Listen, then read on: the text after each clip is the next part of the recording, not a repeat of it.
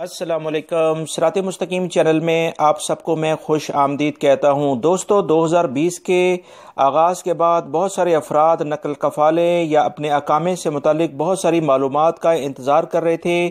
آج یہ دوسری خبر غیر ملکی افراد کے لیے کچھ بہتر آئی ہے، جس میں بہت سارے غیر ملکی افراد جو کہ ایسے کفیلوں کے پاس کام کرتے ہیں جو کہ معذور ہیں اور ان کی اسپانسرشپ پہلے نہیں ہوتی تھی، مطلب اقامے ٹرانسفر نہیں ہوتے تھے، اس بارے میں سعودی حکومت کی جانب سے ایک اہم اعلامیہ جاری کر کے خوشخبری سنائی گئی ہے۔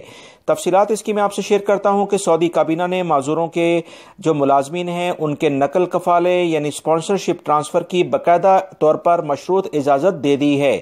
پہلے یہ سہولت نہیں تھی۔ نقل کفالے کسی معذور کے نام پر بھی ہو سکتا ہے اور غیر معذور افراد کے نام پر بھی ہو سکتا ہے۔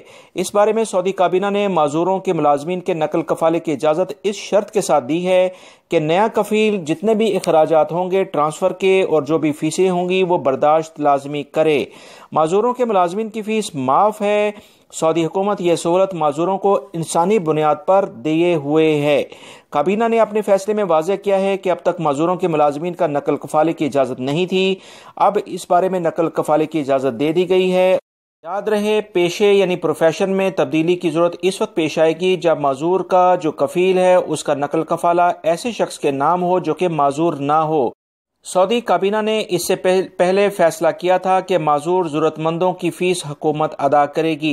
اس بارے میں مزید جو اطلاعات آئی ہیں کہ ریکروٹنگ فیس، ایگزٹ ری انٹری یعنی چھٹی پر اگر ملازمین جاتے ہیں اس کی فیس، اقامے کی جتنی بھی خرچہ آئے گا اور اس کا رینیو یعنی تجدید کی فیس حکومت ادا کر رہی ہے۔